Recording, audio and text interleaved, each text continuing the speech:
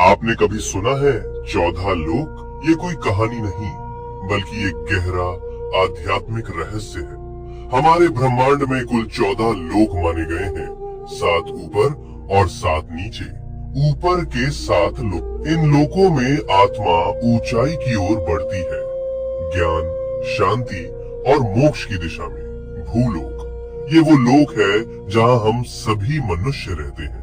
इसे मृत्यु लोक भी कहा जाता है क्योंकि यहाँ जन्म और मृत्यु का चक्र चलता रहता है।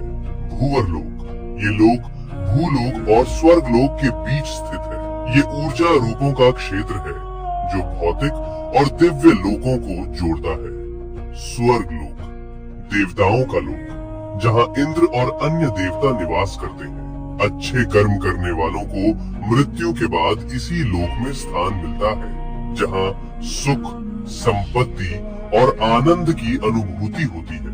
महरलोक, ये दिव्य ऋषियों, तपस्वियों और महान आत्माओं का निवास स्थान है, जहाँ वशिष्ठ और विश्वामित्र जैसे महान ऋषि तपस्या करते हैं। जनलोक, इस लोक में वे आत्माएं निवास करती हैं जिन्होंने ज्ञान और ध्यान में परम सिद्धि प्राप्त की होती है। यहाँ के वासी ब्रह्मा जी की लीलाओं में लीन रहते हैं। तपलोक, अत्यंत शक्तिशाली तपस्वियों का स्थान, जो शरीर से परे केवल चेतना में स्थित होते हैं। ब्रह्मलोक, यह अंतिम लक्ष्य है, जहाँ केवल सत्य है, मोक्ष है और ईश्वर का साक्षात्कार होता है। इन ऊर्ध्व लोकों में आत्मा का जाना मतलब है धीरे धीरे शुद्ध और जागरूक होना। अब बात करते हैं नीचे के 7 लोगों की।